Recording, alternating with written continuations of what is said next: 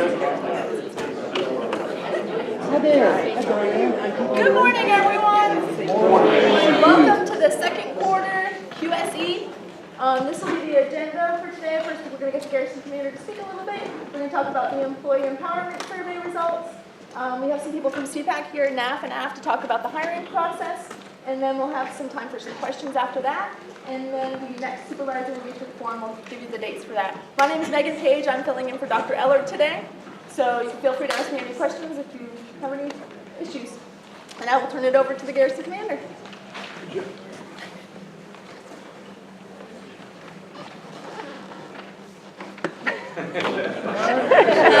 I was been sleeping for a couple minutes already. Hey, we have talked significantly across the board about change, right? And so there's tremendous change going on across the board. If you look at where we are as an organization, I'll tell you, we had, I think, a pretty good session this week up in Hunter Airfield. Not only amongst ourselves, but with our community partners. So as you look as a organization changes its headquarters, as we change how we fund things, as we change even internally inside our organization. Look, I am confident we can put as many lines of effort on our campaign. We can keep working on all kinds of things for the families and soldiers that we support. Those will all fail miserably if we don't take care of people, right? And so those things being taken care of with getting what you want or being comfortable. It's about being developed. It's about getting better, having opportunities across the board inside your organization to contribute and to find other ways to contribute. So that's really the heart of this one, right? I can think of all those lines of budget, everything we do, even of the money. I'll take more quality people and less money every time, right? So we chase budgets all the time. I'm telling you, you need some of both, right? The truth is you need absolutely some of both. But the team we have now is going to be about the same size. Requirements never seem to get smaller, they only grow. And so, hey, look, I am convinced if we had to pick one thing that is the most important, is continue to develop and train our workforce and hire quality people, right? So, look, and that's what this is about. This is another opportunity for us leaders to get together to kind of, so we bring these slides, but I'm telling you, the part that is important for me out here is for the dialogue, for you to ask questions, and for some honest feedback, right? Hey, look, if you disagree with something that's said, raise it up, right? The last thing I want to do is brief a process or talk about what we think is happening, and you say that is not what's going on. I'd rather get to that, have an honest understanding of where we're having challenges and issues so we can get better at this number one priority, which is keeping great talent and keeping talent.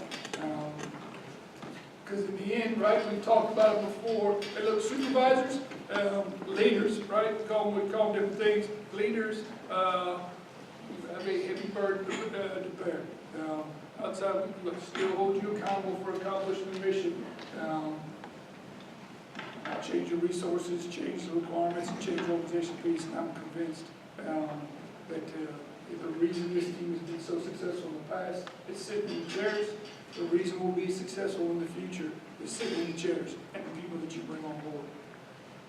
So that's it, right? That's really if we can talk change, I can talk money or updates. There are no new updates from the enterprise, right? So if you haven't heard me tell you that AMC is going to be our new headquarters and it's effective 1 March, I'm telling you now, right? 1 March, AXIM is going to be, with almost certainty, based on the last couple of emails, AXIM is going to get divested into a bunch of the Army staffs. Now, hey, look, I talked to the INCOM Chief of Staff last night.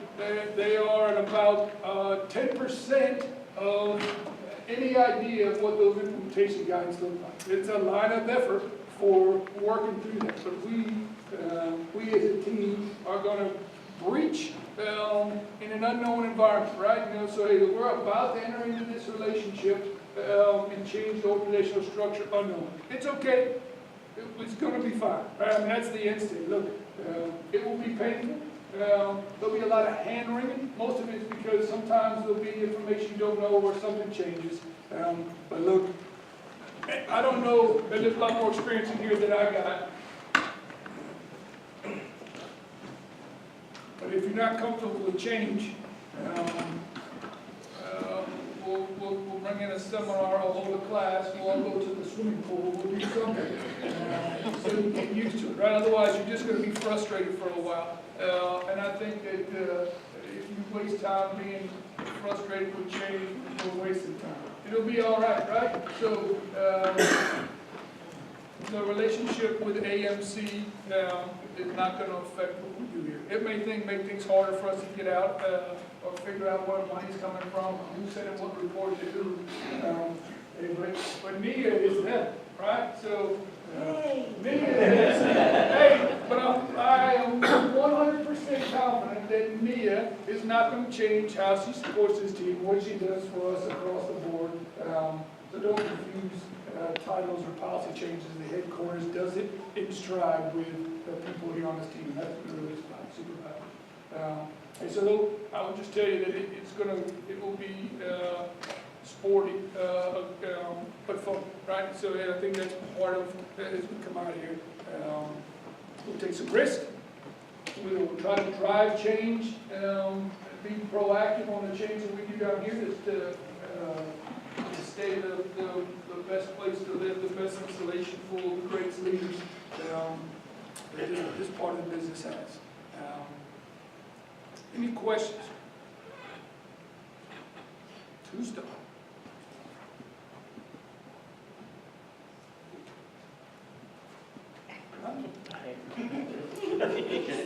Mark 6. Okay,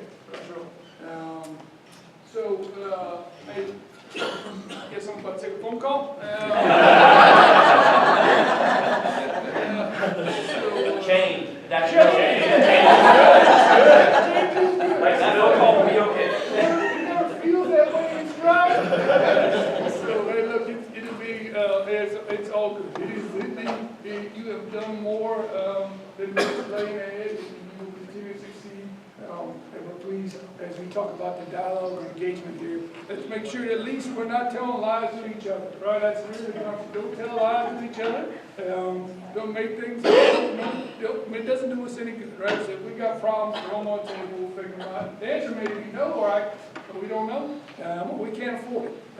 But at least we got to know that we see ourselves as we want to do. Because the last thing that the very last thing that's going to be helpful is us fighting amongst ourselves. All trying to take care of soldiers and families because we got half the information we need and we all think something else is going on. So, hey, look,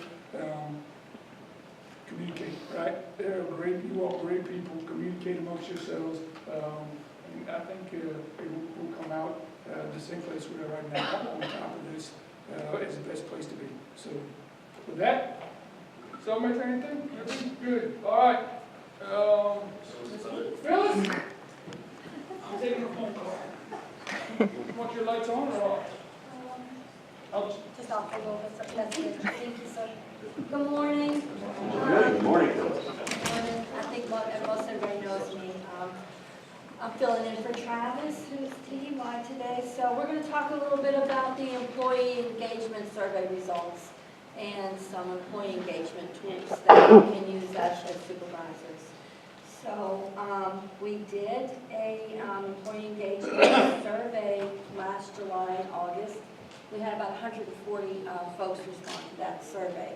But I want to start off with a question to you as supervisors. Why is employee engagement important?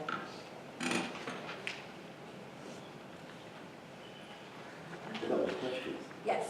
Why is employee engagement important? Communication. Okay. Retention. It's a better team. Feedback that is, not feedback, feedback. Sometimes you may get that one-on-one feedback from the employee. May make that employee more comfortable coming to you as a supervisor to tell you what's on his or her mind. Also, the employees feel that their job matters more.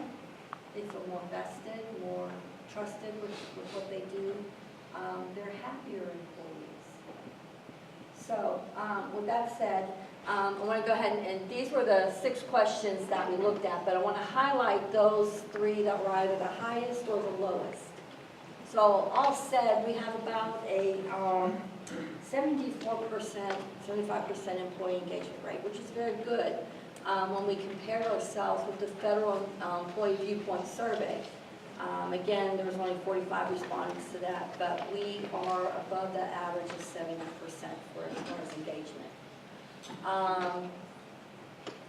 And also, my supervisor talks to me about progress, so that is the importance of counseling and talking to the employee. Where we didn't do so well, we had a question in there about, I have a best friend at work. What we were trying to do with that question was to get at work-life balance. Do employees feel that they have someone at work that they can talk to about those things? So the way it was phrased, we're going to change it up when we deploy the survey again this August. It was a little confusing, so what did we mean by friends? So do you consider your coworkers just that, just a coworker, an associate? Are they your mentor? Are they your friend? Are they somebody that you can confide in? So we'll change it up to make that a little bit more clear to the employees when we circulate the survey. We had a total of 74% non-supervisors that did take the survey last year, so that was pretty good. The other thing that I really want to highlight, I want to talk about recognition. So less than 70% believe that they have received recognition. And the way we phrased that in the survey was monetary, non-monetary. But recognition can be in the form of a note. You send your employee a note and say, gee, that was a really great job you did today. I appreciate your efforts. Or simply walking up to the employee and saying, thank you. Or great job. So I know me as an employee and that those 2 words, thank you, mean a lot to me. So, but it just makes the employee feel valued and that they've done something, a job well done. So the other thing we want to talk about is, counseling and mentorship with your employees. So we fell below the Army's average with that, but that is something that we can improve on. The other thing, I already said we're going to redeploy that survey in August to establish more trend data and program effectiveness. So, but we're doing well, but we can get better. So with that said, I'm going to talk a little bit about some employee engagement tools. So I'm not going to read these to you because y'all know what they are. OPEX for leaders. Our next session is in May. But why is OPEX important? Why is that important to you as a supervisor? Why is it important for your employees? Sharing best practices and/or you never know, things change too much. So for the changes we're going through, this is one chance for, again, like it says here, communication, but different ways of getting the same job done. Okay. Anyone else? Okay. So how many of you are aware of and had a chance to look at or even use the new onboard 1911? So we've listed some things here, but that's not everything that's included in that onboard. And then, we get to the individual development plan. Why is that important? Why is that IDP important? To help develop your employee, to find out where they want to go, what their goals are, so that you can mentor them and guide them through developmental assignments and other directorates, broadening assignments through ACT tests and your career program. develop them and create the future leaders. That's really what it boils down to. Anyone else? So we all would agree that that IDP is a living document. It changes as you counsel and coach and mentor your employees to get to those areas where they really need that development. Okay. So some of the other programs, you know, the Employee Assistance Program, that has a variety of classes for your employees, very helpful. Are you aware that that position has been taken away from us? No, I was not. Yeah, So- someone offered that up. Okay. Still there now, though, right? We still have classes currently, correct? We were doing classes. Yeah, but there's no person to do that. Okay, so, can we talk about the Garrison Committee's Award of Excellence program? How many of you have nominated your employees for that award? Because we struggle each quarter to get nominations. So, you know, it's just, supervisors can nominate folks for doing a job, going above and beyond, but it's also a peer award. So your other employees can nominate each other when they see an employee doing something that's above and beyond. So it's a very valuable tool.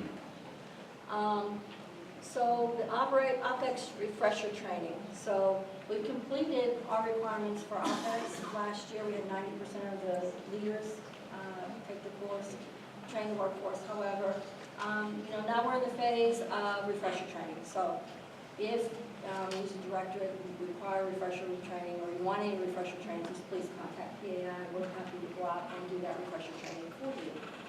So we can do that. The other thing that I will mention is at the end of the day, you know, so you've looked at these tools, this is just a snapshot of some programs, tools you can use, but there are other things available. So, you know, sometimes you have to go beyond that. Think outside the boxes that Garrison Commander has said. But at the end of the day, are you doing all that you can as a supervisor? And just in line with the service culture initiative is, you know, a happy employee is a happy customer. So that's all I've got. Subject to any questions, I'm going to pass it to Mr. Jeffers.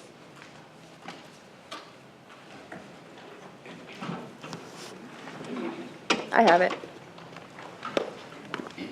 Morning, happy Thursday.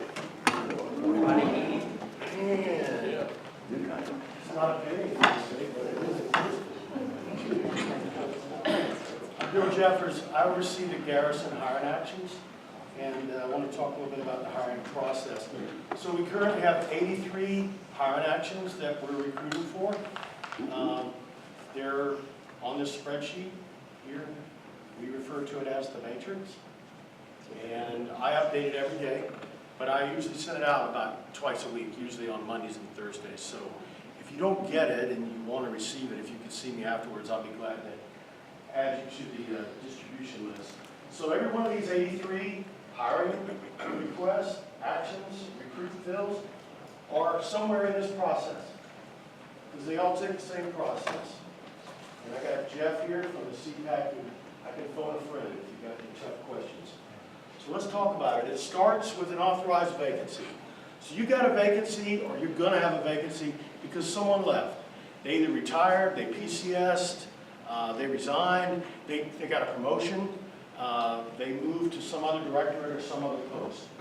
So if they went overseas, it's an incumbent vacancy. It means they're likely to come back. Now, I know a lot of folks like, oh, no, he won't come back. He told me he won't come back. How many have heard that before? And they come back. All right, how about, I've got a letter. He signed a memo saying that he is not coming back. Can I hire permanent? And the answer is no, because signing that letter doesn't take away any of his return rights. So it's like if I wrote you a letter and said, I'm not going to mail anymore, I'm not going to use the U.S. Post Office anymore, and you got that letter and I signed my name. A year from now, when I decide to drop a letter in the mailbox, the post office is going to process that just like that letter never existed. So it's kind of like that. You can't sign away your lot of people who think they're not coming back end up coming back. And if you hire a perm in that position, guess what? They come back, now I got 2 perms in the same authorized position, which means I got an overhire. So that's why we do that. All right, but let's say they just PCS to Fort Jackson. So now you have an authorized vacancy. You're going to submit a 1-page PMB request form. It looks like that. Anybody familiar with this? Anybody seen it before? All right, so the Sophia Davises of the world, the Tammy Fleegers, Lucretia for the fire department, Marvin Gomillion, Cynthia Scott, they're going to submit one of these for the director, and they're going to send it to Barbara Cardinal. Barbara Cardinal's going to check it. She's going to check the TDA, make sure it's an authorized slot, and then she's going to send it to me. I'm going to check it. I'm going to make any corrections or anything, but I don't have to usually because Barbara's so good at what she does. And then I check it off. I send it to Mr. Leisinger. Mr. Leisinger is the approval authority. If he agrees with it, he signs it, sends it back to me. This is all done electronically, so we don't do it on paper anymore. It's all done electronically.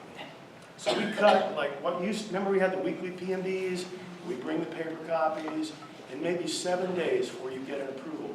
Well, now it can be less than 7 hours. This is all going by electronic means.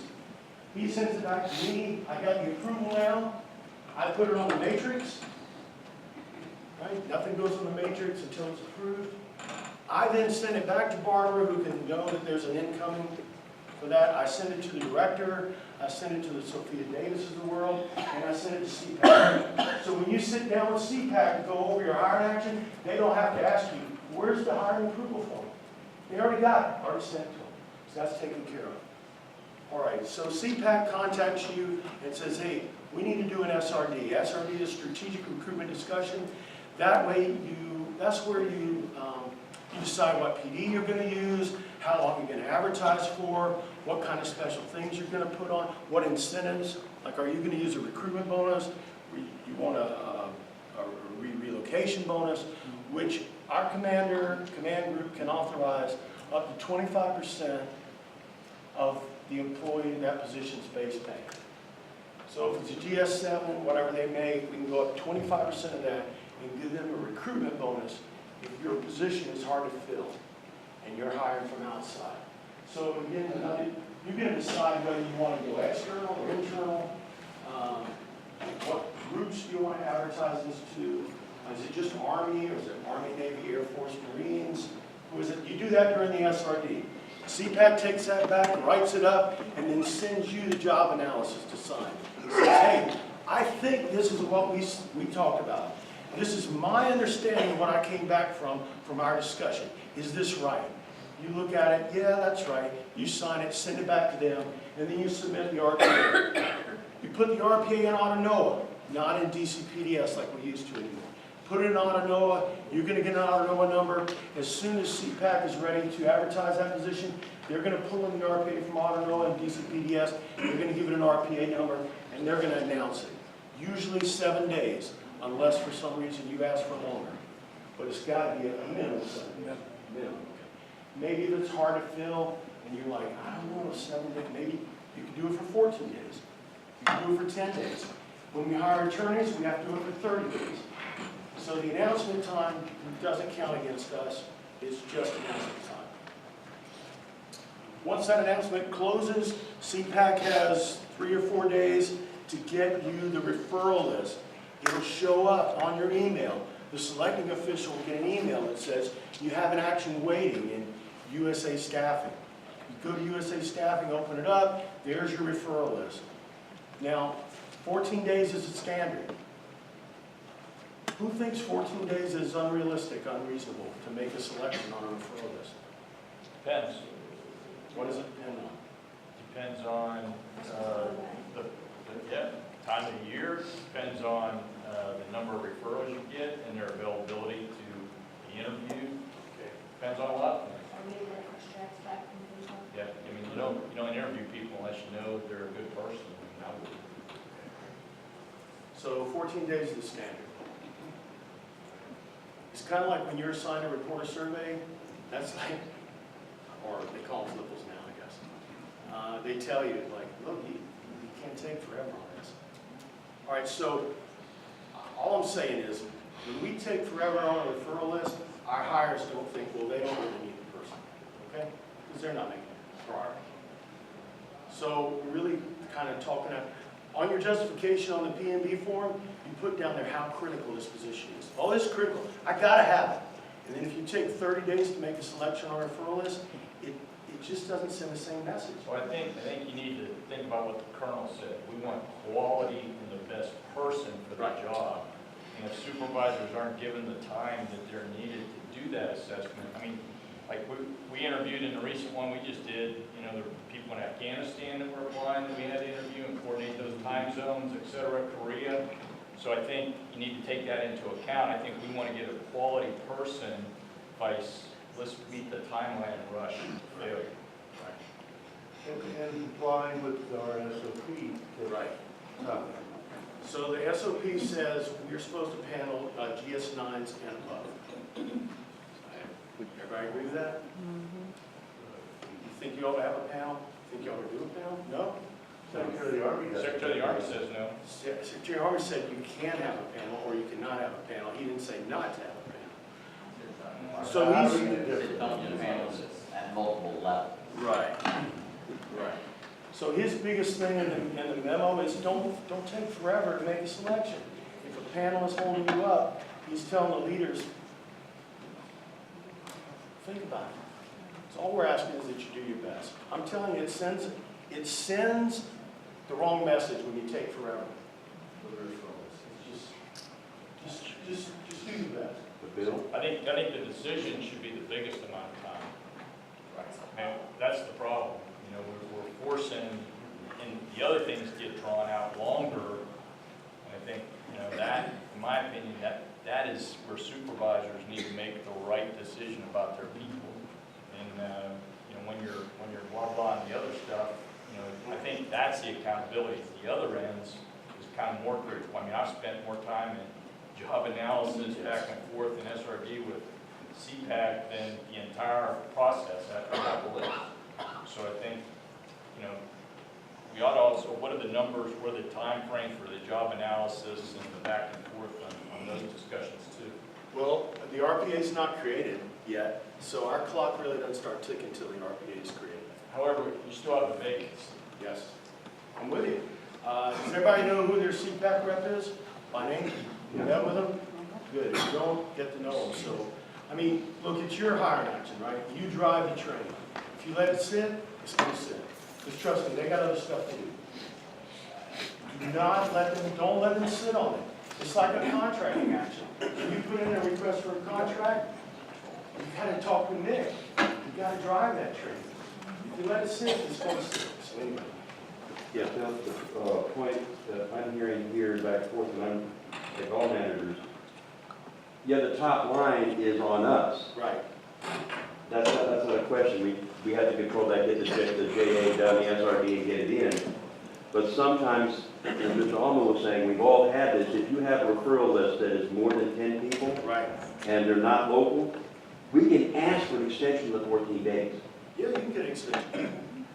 And as an employee who's applied, like all of us apply for jobs, the signal's not coming to me that it's taking a time from closing. The signal that comes to me is the non-responsiveness, not our CPAC. Our CPAC has been fantastic for the applicants, but other people not being told that you weren't selected, or you're not being asked to interview. For the employee applying, that's the negativity they get back from the process, is no feedback from the CPAC. Again, not us, our people that are doing real good. So two things, I've never seen them disapprove an extension, so if you got a good reason, you can get an extension. And don't forget their status from Anderson, they have Anderson with them? Well, yes, it's USA staff. USA staffing, so it's not your job to tell them they weren't selected. Oh, no, I'm just saying, as to the employee side of it, that's what I see from my employees, I've seen from myself. Not known for 6 months that you weren't selected. Right. And it's not always USA staffing, it's the clerk at the CPAC putting the entry in to generate that automatic reply. Is there anything that precludes the hiring manager from, you know, at least notifying the folks that he or she interviewed and said, hey, you know, you were not the one selected, and initially you weren't the first selection? Is there, I don't think there's anything that precludes us, that could be We're wrong. not preclude, but it's not, it's highly. No. So I'm tracking, there's the system part of it, right? And I think the system doesn't send a notification out until that person is on board. And so that's the delay, because sometimes it takes, you know, if you, depending on where they're coming from and the employment falls. So I think, but what I'm getting at from your point of view on the employee side of the house is that I don't think we can notify the you know, person, hey, you weren't the first person selected, but, you know, you may end up getting called if the person backs out or something like that. So I don't think there's anything that keeps us from doing that as a selecting official. Because I was always told to let CPAC do that. What you're saying, sir, is we can do it. Jeff? There isn't one selection manager directly talking to a potential candidate. They are anyway. They are anyway, and they When should. they interview. But not the decision process. So before that, you want us to do that? We're allowed to do that now? That's new rule? No, we're not talking about new rules. The question was, is it anything that prohibits us from contacting a candidate after we've returned our selection? That selection has been made. Those candidates who are not selected. That's different. That's That's not the what question. they're talking about. I was asking. Yeah. It was Yeah, that's what before. they're I was talking about. before. I was talking before. Oh, okay. Before, we don't do any discussion. But no, sir, I was talking after. So after the director or the deputy garrison commander approves the selection, I had them, I went to public schools, so I'd always been told that, in fact, the last line of my interview sheet is you will be informed about the decision by the civilian personnel officer. Yep. So the official notification comes from CPAC. But again, after you've submitted your, the in-USA staffing, and you said, I select this person, here's the justification for it, there's nothing that prohibits you from notifying the people that you interviewed and said, hey, you weren't selected for this position, but, we'll stay in touch if for whatever reason something falls out. I don't think there's anything that you can do. There's nothing from prohibiting that, and as well as nothing from prohibiting that applicant from reaching out to you saying, hey, we interviewed, can you give me some feedback on that? That's right. Is there a way to get like a blurb from CPAC that would, that the managers could email where it's just plain and simple and there's no room for anyone to misconstrue as being said? Like an email that just says you were not selected for the position because of whatever. Yeah, there should be a standard. The standard blurb Because is. You can't when just we say. interview them, This is where you get tricky. When you send an applicant an email telling them they weren't selected and why, then that's when you're going to engage in that back and forth thing. It's not final yet. I wouldn't do it. Look, let them pull from the system the answer, okay? So you send one out like, I'm sorry you weren't selected, so they go off and do something else, and then the primary selectee declines. Guess what? Now the first alternate gets it, and they go, I thought you said I wasn't selected. And like, I told you too soon. I'm sorry. It wasn't. So let's see, Peggy. If they call you, you can tell them what the status is. I don't think you can even do that, because let me tell you, there has been several cases, at least 2 in the last 2 years in my organization, where there was a selection, and then we found out, nope, that's not the selection, we gotta go back. That ain't gonna work. So, yeah, well, that's what I'm saying, you can't, supervisor can't go out there and do that kind of stuff. I think we should leave it to the people that know, rather than doing that. I mean, and that's the way I think most of us supervisors have been following those procedures. So I would say if you want to go down and do that, then you're setting yourself up for failure and a lot of litigation possibly and other things. So you got to be careful, or PAIO or whatever. Right, so what I'm hearing is, if the question is it anything that prohibits you from doing it, then the answer is no. But the best practice is to allow that process to work. That's right. So my point on this is that we're talking out of both sides of our mouth. We're saying that it's taking us too long to let the employees know what's going on. However, we don't want to do this because it's the best practice act. We can do it however we want to do it. It's up to you guys as a selecting official. But my point is, there's nothing that stops you from notifying them. If you don't want to do that because you're afraid of litigation and whatever, then that's your call as the hiring official. All I'm saying is that I will tell you, in my career, I have been notified that I was not selected for a position that I then later got the position. So That's the point, That's the problem. but I didn't. There's the problem. What's the problem with it? It didn't stop me from getting the job. It didn't stop me from doing anything. Well, if it were reversed and you were told you did get it, I mean, let's say. No, that's not what I'm saying. No, But but what I'm saying Listen to what she If said. it were reversed, and you said, okay, you got a job at DC here, and then you come here to Stewart, or you think you're coming to Stewart, and you find out that, there's a VR person that got overlooked over this, and now your higher official came up and you said, oh, we got you come here, you know, I mean, that's just so awkward. You know what I mean? It's bad for the federal government, it's bad for the organization, it's bad for the structure when you do that. I mean, it's just bad, it's not a good practice, in my opinion. If somebody called me And and it's talked happened, about it's that, already happened, I've seen it happen. I would be totally honest with them, and I'd say, look, it's not final yet, however, here's where we are right now, because we're still going through this process. There's a lot more to go. You make your selection, CPAC gives them the tentative job offer. Why is it tentative? Because of what we just talked about. Maybe there's a physical requirement, I gotta take a physical. Maybe there's a drug test required. Not transcripts. All that stuff. So they give a tentative job offer, let's say I'm selected, yes, I accept. So now the pre-employment checks start. Do I need a physical? Do I need a security clearance? At least got to be verified. Do I need a drug test? Yes or no? Once all those are done, CPAC has the results, they make the final job offer. The guy says, yes, I want it. Then they set the EOD. And that's coordinated between you and the losing CPAC. If it's a current. Yeah, and they'll usually send you a thing as a manager and saying, hey, we want to bring this person on the 21st of February. Is that okay with you? And you say, yep, I concur. Okay, now we have an EOD. Once we have an EOD, I take them off the matrix because we're not really in the hiring process anymore. We have an EOD, so you won't see it. You'll see it disappear from the matrix. Okay, once they know their EOD, I would assign a sponsor by name, maybe one of their coworkers. So we got like, what, 5 budget analysts in the thing, and I'm hired a budget analyst in, I would assign another budget analyst to be their sponsor. Whether they're moving out from out of town or not, suggestion, even if a person's moving across post from another directorate, assign them a sponsor. See, take care of them, right from the get-go. Hey, I'm so excited you're coming over to RMO. What can I do to help you? By the way, my name is so-and-so, and I'm your sponsor. What kind of things do you need? Sponsorship, you're saying sponsorship is on now the director to assign a sponsor, because you said you, but I'm trying, as a sponsor coordinator for the installation, this is a major issue we have with civilian sponsorship. It is, in most places, most times, non-existent.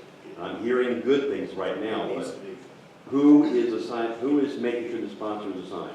Me. If it's You as a director. It's in my director, absolutely. Okay, so the directors need to ensure that the sponsor is assigned. They better be. And the supervisor, or the first line, second line, whatever, they gotta make sure that person, because hey, I've never been to Fort Stewart before, I don't know where to stay, what hotels are available, where should I look for a place to live? A sponsor should do all that.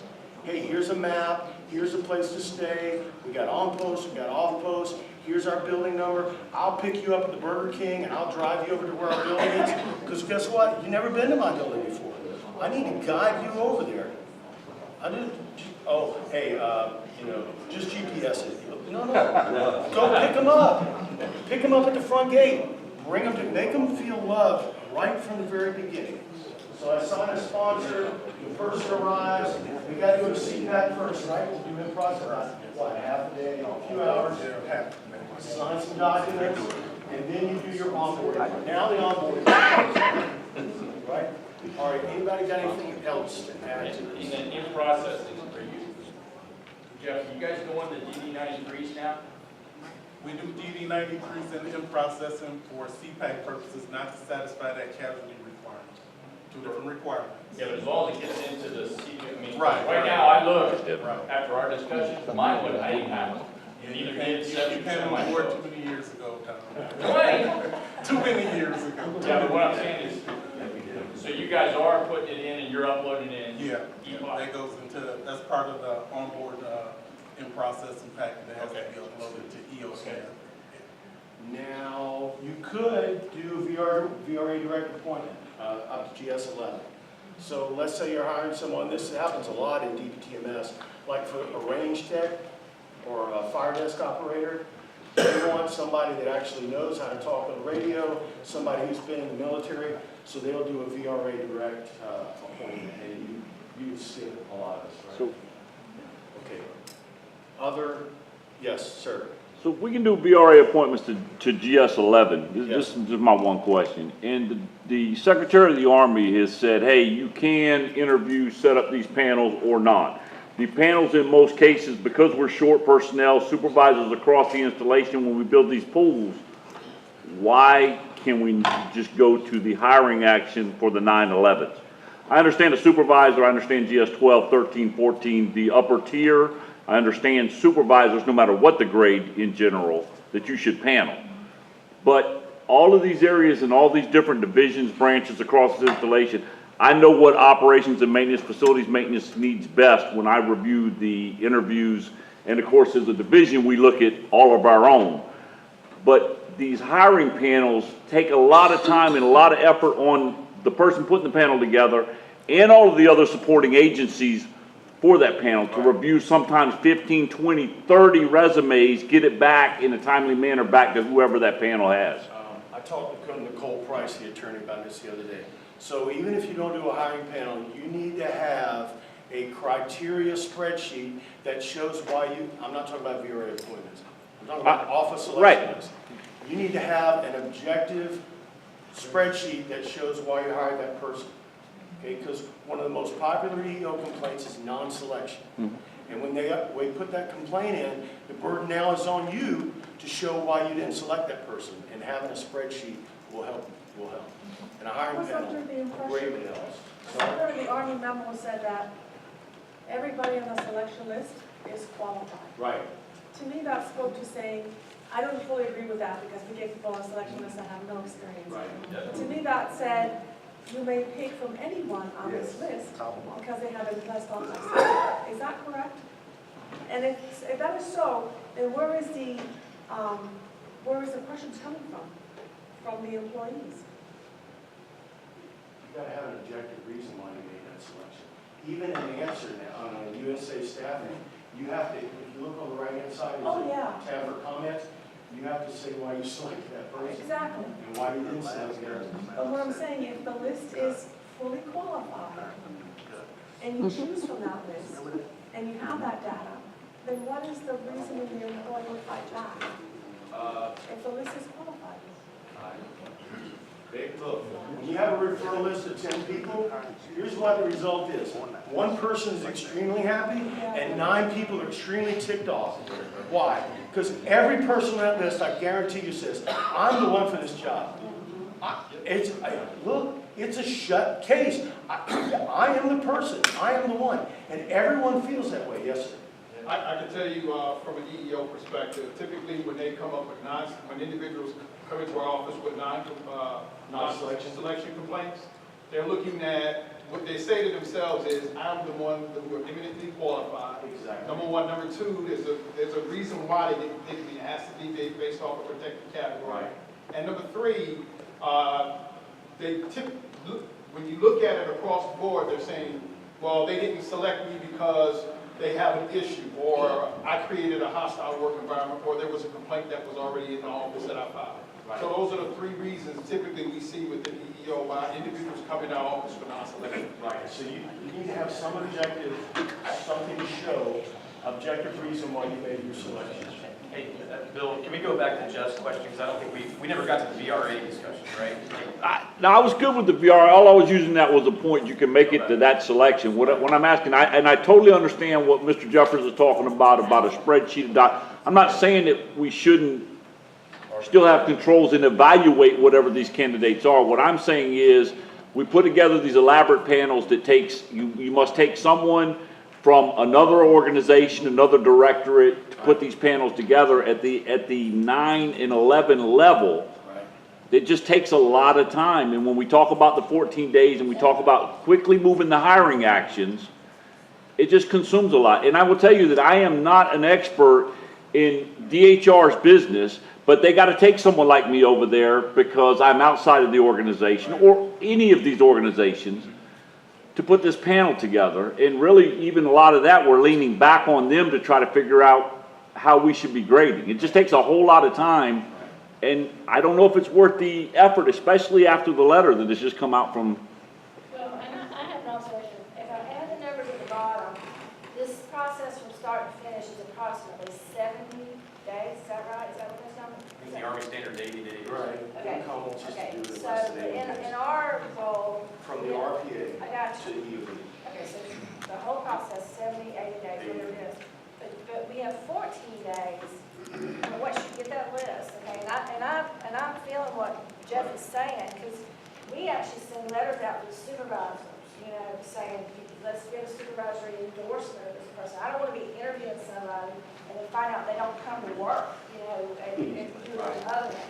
So sometimes it takes time, especially if you've got supervisors in Kuwait and all over the world. Got you down on the phone. Well, if it's different Good luck time with that, zones, if it's different time zones and stuff, you know, it's sometimes difficult. So sometimes it is, I mean, the panel is the most important. Getting that right person is the most important. Before that right there, Selection. all the rest of that is administrative. From start to finish is administrative. But what you do in that 14 days, you'll live with either as a good decision or a bad decision. To me, it's interesting that we've got like a 70, 80-day process, you know, and look, we want to get it filled quickly too, because, you know, nobody wants to do without the manpower. So I think that most managers want to do it quickly. But what Jeff is saying, when you try to even coordinate an interview, when everybody who scores is supposed to be on the interview panel, sometimes you can't even do that in order to 10-day period. Right. You know, so that's the issue. Just do your best. Yeah, Yeah. we are, and I think we are. Sir, I don't think anybody's debating that this is job one when you have a referral list. Absolutely. But as one of the fortunate ones who's been able to hire people lately, the friction that's at the interview stage with getting the panel balanced and all those, plus what I found with referrals is that somebody has an employee, they're very reticent to be completely honest and attribute that, like in an email, and that's a red flag. I mean, because they've been told by their lawyer, Yeah. I mean, in the private sector, they won't give you a referral anymore, because they've been sued. So this is what I think the secretary's getting at with being, don't be afraid of litigation, just kind of hang it out there. This is just technique, but I normally don't call who they're working for now. Sometimes I do. I normally call the person they work for before they, because they're gonna give you an honest answer. Or the one they worked for 2 months. The other thing, the other thing, and we've got, our CPAC advisor is really working hard to help us through this process. But getting a referral list, frequently we get one with 3 or 4 names on there. So if you look at the SOP, and Mr. Leisinger's been flexible, and we can write it in our executive summary and justify it. But I'm just saying, don't assume you're gonna get 10 people on the referral list, and I disagree with the assumption that everybody on that referral list is qualified. Right. Because I got some people say, oh, I just want to see if I can get on, I mean, Well, the problem with that is the system. I mean, you self-qualify with that stuff. yeah. You may be an expert, you just know how to spell the word, period, maybe. And it's amazing. I've seen my own employees apply and how they've rated themselves, and I'm going, what are you talking about? You haven't done that stuff before. So that's an integrity issue in my opinion. A couple of things he brought out. So GS-12 selections and above go to Mr. Leisinger for the final approval. GS-13 positions and above must offer PCS expenses. Why do you think we do that? Why do we need a bigger pool of candidates. for that, Exactly. No doubt. So someone from not just the local area doesn't feel so bad about moving to Fort Stewart. They don't have to pay for it. That's an income there. Say, hold on, Bill, I'm good with you, I just wanted to talk the timeline piece again. So I'm hearing what you guys are saying. Again, the SOP is the SOP, it was here before I got here. I'm happy to relook anything that you guys want to do, that's part of the purpose of this conversation. So if you've got recommendations on things that we can do to make it better, I'm all ears. What I would say on the selection piece of it, so everything else, so if you look at RPA to announcement, you know, the announcement time, the referral list time, that's the prepare the referral list time, the tentative job offer, I'm skipping that one for a second, the final job offer once they get all the pre-employment calls, and then the EOD. Where can we affect any of that? And the answer is nowhere. So because the pre-employment checks, it all depends on the job. You know, as we all know, it's OC health for certain positions, the drug test, the interim security clearances, whatever the case may be. So the part where we can affect something is the selection part. And I fully understand that, you know, we've got a lot going on, and so if CPAC understands that too. That's what the bill is saying, is if you can't meet the 14 days, all you gotta do is say, hey, you know, we had, you know, a 2-star visit come in, and, you know, that was a priority for 2 weeks, I can't meet it. They will extend it out. The point is, there's nothing binding on that. The Secretary of the Army's policy is really, he's trying to get after lowering the pink and blue charts that we send out. He's trying to get at lowering that timeline. If you look at us compared to the rest of the installations in IDR, we're actually pretty dang good.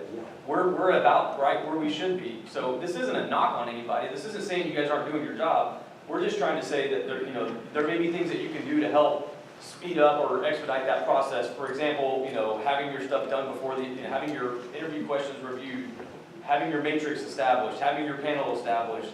All of that stuff that you can do before you even get a referral list. That's the whole point, is what can you do as a supervisor to speed it up? Understanding that there's going to be time differences, there's going to be connections with references or whatever the case may be. There are going to be those things, those problems. I don't want you to rush through it. I want you to get the best qualified person. And frankly, VRA, if we can get a VRA appointment, you know, before we even go to the announcement, we know somebody that is the best qualified candidate, and we can VRA it. We don't need to go through the process. You know what I'm saying? Like, you don't have to panel it. You don't have to announce it. You know, you can do, there's ways that we can speed up and get people on board. That's what I'm saying. So I think I am hearing that maybe that policy needs to be relooked to be Yeah, it predates you, and maybe, and it was a panel before, it was a process action team, and I don't even know who all was on there, but I know there was one, so maybe it's time for that again. More than happy to do In that. light of, especially in light of new policy, yeah, that's what I'm hearing. Absolutely. Okay, Sue's gonna talk about that. Thank you. Hey, tough crowd. Go easy on the onset. Hi. My name is Sue Faust. I'm the Human Resources Officer for Non-Appropriated Funds. So just wanted to go over some things quickly. Primarily everything Bill said. Okay. So just some slight differences in our process with this flow chart, and starting with the PMD form, we don't have that form, so that's something that isn't required for filling NAF vacancies. So we're going to start with the vacancy to the SRD. A lot of the NAF positions are regular and reoccurring positions. We fill a lot of the same types of positions because there tends to be a little more turnover in our vacancies. So there is an SRD built into the RPA in Auto NOAA. So when managers are filling out a supplemental form, they're already inputting a lot of the information we need to announce the positions. Okay, so, but that still is something that we require. The RPA is submitted, we then announce the position. Couple of other differences would be, in addition to that, not requiring the PMD form, is the we don't actually do job analysis for our positions, so that cuts down on a lot of time for us because we have a library of assessments. All of the NAF position descriptions are standardized. We have a library, and we have a library of the assessments. Those were all done ahead of time, so that's what we pull from. So that cuts down a little bit on our time. And you'll see on the next slide, our fill times, you'll understand why. Referral list selection, the NAF HR does an employment reference. That is something we're required to do by regulation. Now that doesn't mean we don't want managers to do their own references in the hiring process, of course. That's always what you want to do as a manager in the initial screening out of candidates, do your reference checks. But we are required by regulation to do one employment reference. So we do that, then we extend the tentative job offer and start the pre-employment process. going to the final job offer and everything else, EOD, of course, the sponsor, that applies to NAF positions too. Typically, those are going to be the higher level positions, those coming from other installations that the directors or selecting official is designating the sponsor to arrival in processing and then onboarding. Now, for NAF, at least for first quarter, I provide a quarterly report to the command on our fill times. For first quarter, we averaged for a child care position about 44 days, non-child care positions 32 days. So I think we do overall really well, and we work really well with our managers in this process. We have all of the same challenges where NAF follows the same hiring policy, local hiring policy. It would be for NF4 positions and above in the NAF world that are paneled, and the process will take a little bit longer. So any questions about our flow?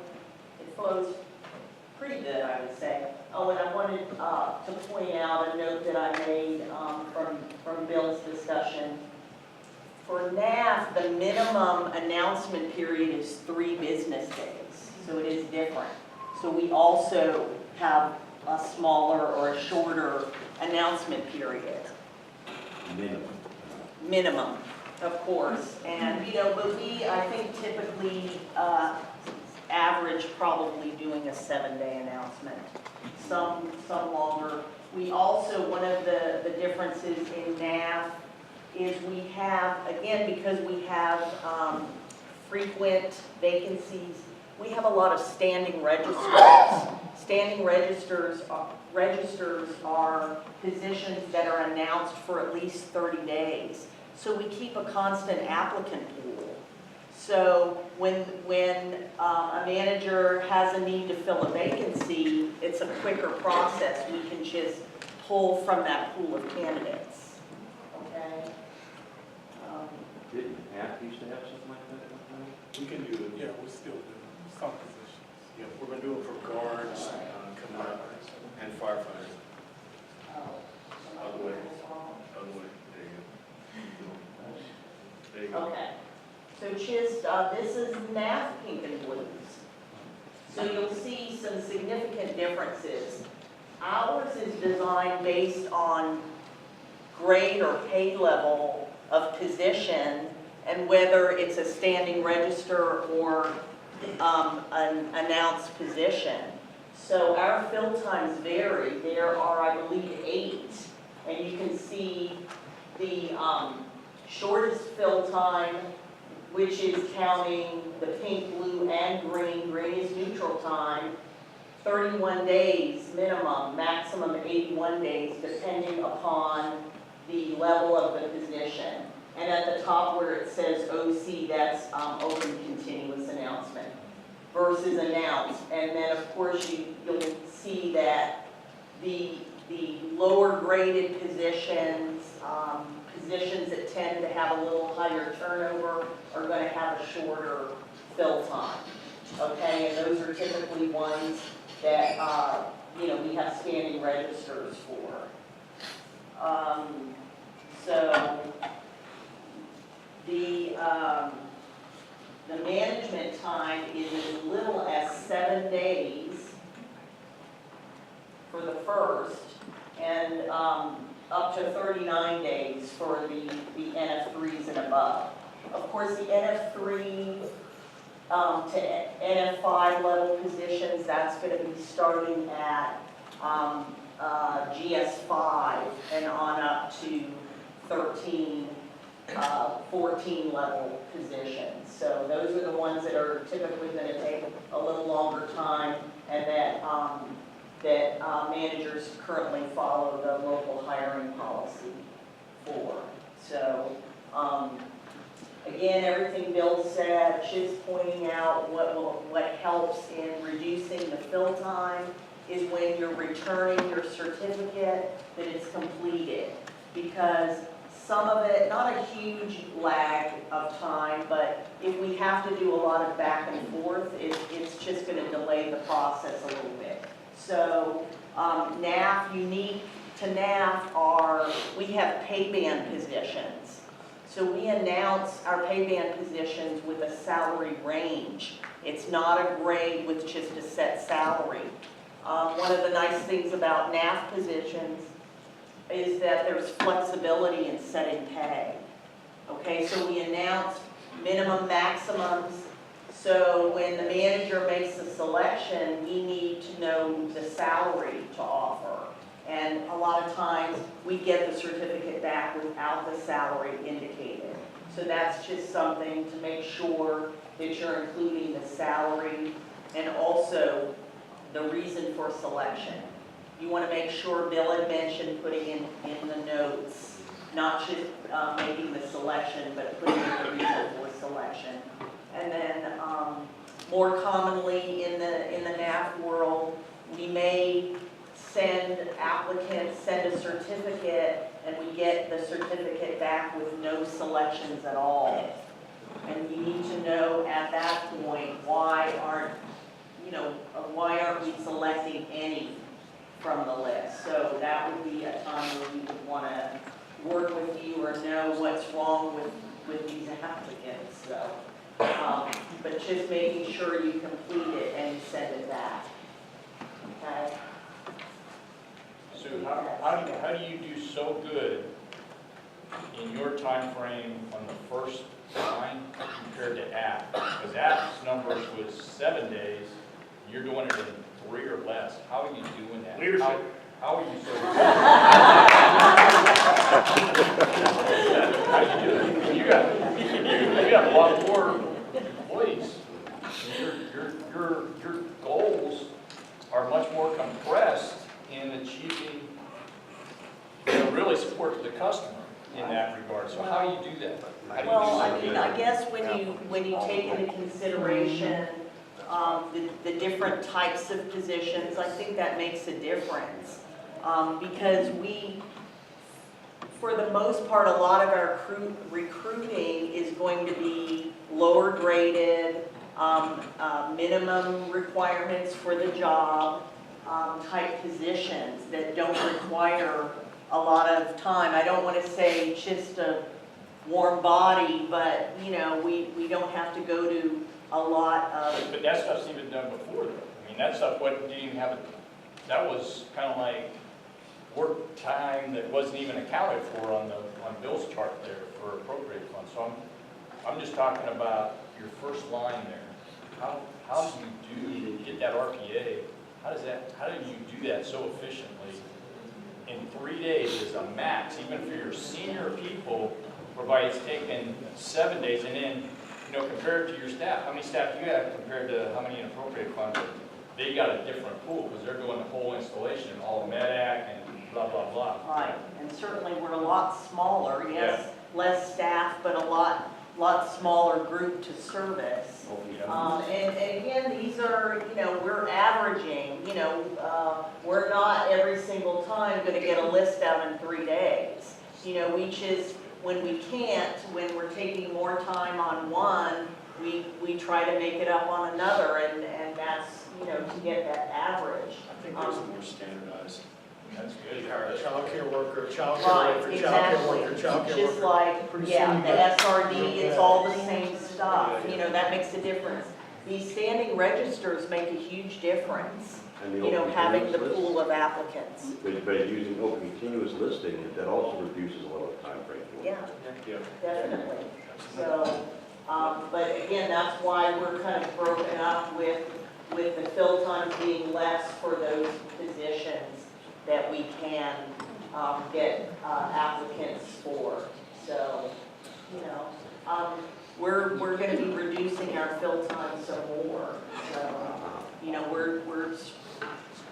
we're trying, but as I think Bill mentioned, maybe Mr. Leisinger, but I also want to point out not to substitute timeliness for quality.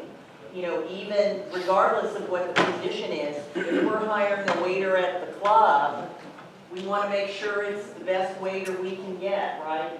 So that applies across the board, but we just have to figure out some balance. So you all are getting the best quality candidates, but in a timely manner, and it's not easy. So, any more questions for me? We need lifeguards. Got it? Yes, Christian. I actually have two questions. The first one is, as a supervisor, when you're doing your reference check, do you have to ask the same questions to each one of your candidates' references to be fair, or can you ask different questions depending on what you're looking for as far as that candidate in that job? And the second question is, when you're doing the interview, I know that we send our questions to CPAC and to EEO, and we're, have to ask the potential interviewees the same questions. So depending on that answer, can we do follow-up questions off of that answers? Yeah, sure. Okay. But yeah, you want to stick to the same questions for each candidate, each person that you're interviewing. And then what was the first? About the reference. The references. Same questions. Do we ask the references the same questions?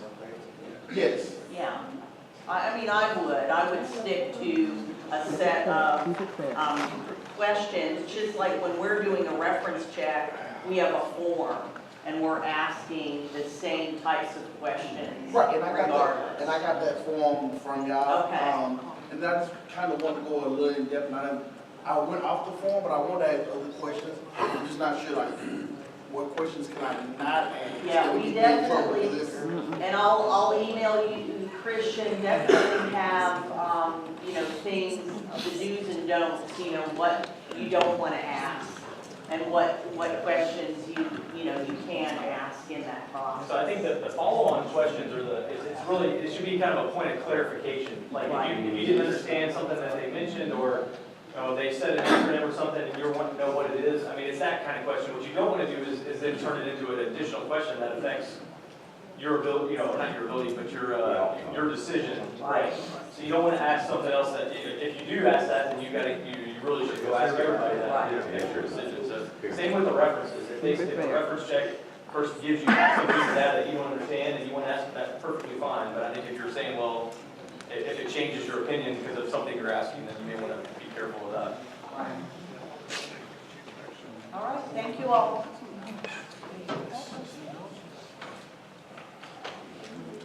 All right, this is my favorite slide, I agree. Send your hiring panel names and questions and things to EEO and CPAC before you get the referral list. Why? So you don't tailor it to the referral list. Exactly. If I know Johnny's on the list, and I like Johnny, I can skew the matrix, the spreadsheet, to tailor him, where it makes it more objective if I get the thing approved even before I know who's on the list. Always check rate. If you don't check references, you're going to be sorry. You are. I've seen the best resume, the best interview, and I still got burned when they got it. References are the way to go. PD, of course, you should be reviewing PDs yearly, or when you do your counseling sessions. But make sure that CPAC has the PD that you want to use before the announcement goes out. Oh, secret clearance. Everybody used to have a secret clearance. Guess how many secret or classified documents my budget analysts hire or deal with in a year? And it's 0. So why should they have a secret clearance? They shouldn't. It just saves time. I give them a NACI background check, and you're looking for things, right? But they don't need a secret clearance. Because a lot of times that'll hold up. Exactly. The person coming on board. Sign sponsor we talked about. Okay, when they get there, in DP map, when they get there, and actually report for work, you want to establish your plan in DP map within the first 30 days. That's the norm. Questions? For those that I've never met before, I don't know you, look, give me a call, Bill Jeffers. If you need help with any of this or with DP map, just call me. I'll be glad to help you out. Yes, sir. Hey, Mr. Jeffers, in the past, right, and I think Mr. Fortier probably can elaborate on this question even more. In the past, in the hiring process, when you rated yourself as an expert, you had to go down and tell the location as well as why you qualified as expert, right? Yeah. The reason I asked that question is I think that went away. No. And I think what the problem that causes is that, You still have to verify all E's. No, let me finish. Let me finish first, please. Okay, so, and I think, and I asked that question because a lot of times there's a lot of people that's qualified as expert, and I think sometimes it may cause the CPAC to work even longer, trying to go through the resumes and verify where that nugget at, where that justification is at. Because, you know, make no bones about it, people applying for the process now, they don't rate themselves as all expert because they want to be across the first line. So I asked that question because I'm not sure, I had took time to go back and look, I'm not sure if that's still there, and if it's not, is there some control measures that we may want to see from this selection Garrison standpoint to help us in that process to where we don't have everybody among the best above center mass, amongst 100,000 people or so. So the short answer on that is they removed that from Army recruitment. You may see that more often in VA, Homeland Security may have it, but you won't see that in Army recruitments anymore, where you have to identify where you have that expert experience in the time frames. If I'm not mistaken, that was part of your resume, you had to reference that your location, dates, and times were there. But anymore, you just you don't have to justify. Right, you no longer have to justify that in Army recruitment. So you're saying systems are clean? Well, I think I'm just going back on past experience because whenever you say you're expert, there's key words and key things that you're going to convey that goes across that say why you're an expert. It's just bona fide. Plus, it gets you right to the area to why you're saying you're an expert. But it also gets the individual to have some self-reflection of themselves and say, well, what I put down may not be an expert. I may just be deep. But if we're just arbitrary and have no way of doing it, of course I'm going to say I'm the fastest runner on the team. I think that's because I agree with you, the system has gotten out of control. You'll see change. Right now, it's pretty much over. Other questions, discussion, concerns? Want to end with, sir, you want to end with any comment? A couple things. So, you know, I got the hiring policy part. You know, we can look at it. We can put another team together. We'll look, see what makes most sense. I'm happy to do so. If there's anything else in the hiring process, you know, again, anything's on the table. So everything's on the table. We can look at it. Not a problem. We do have the employee supervisor handbook that's getting ready to get published. It still has the old hiring policy in there, but again, we can change that.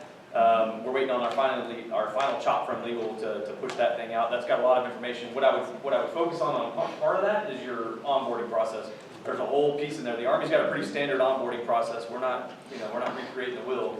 But it boils down to getting supervisors engaging with, sponsors and making sure sponsors are engaged with employees. And I can't value. Is that document going to be coordinated with any directors before it is published, or we're just going to push it out? So my impression that the pieces were, but we can push it out. There's several pieces to it. So that we took a bunch of policies that were out there and we took them out of being policy letters and put it in the handbook. So is that going to be coordinated with directors before it gets published? we can do that. That's not a problem. There was a question about the development course, supervisor development. So we had a question that came in a couple days ago, referenced the supervisor development course. I know we talked a little bit about it on our offsite the other day. Currently, the Army still has the requirement for supervisors to conduct a supervisor development course every 3 years. It is online. There is that piece of it. I understand that a lot of people don't like that course. The biggest addition I think they made to it is that you can actually test out of certain modules. So if you have the knowledge and you're already there, you test out of it, and you just save yourself some time. It's generally a 40-hour course, but you can cut a lot of that time out there. It is still there. With the Secretary of the Army's policy on reducing mandatory training, it doesn't mean it won't be there forever. They may end up shifting that. But I think where we get the most value is discussions like this, as well as the HR for Supervisors course that CPAC is offering. So that to me is more beneficial, because then you can ask a lot of these questions like, what if, how about this, or that to me is more valuable than the online training. But currently the Army says we still have to do that. And then a pitch on Army training, on regular training, supervisor training. We have a course coming up, I believe it's in April, it's a supervisor course that CP29 is funding. It's primarily for CP29 folks, however, I'm not gonna limit it to CP29. So if you've got folks that are interested, either that are current supervisors or that are potential, somebody that's rising into the supervisor rank that, you want to develop, part of their development plan or whatever.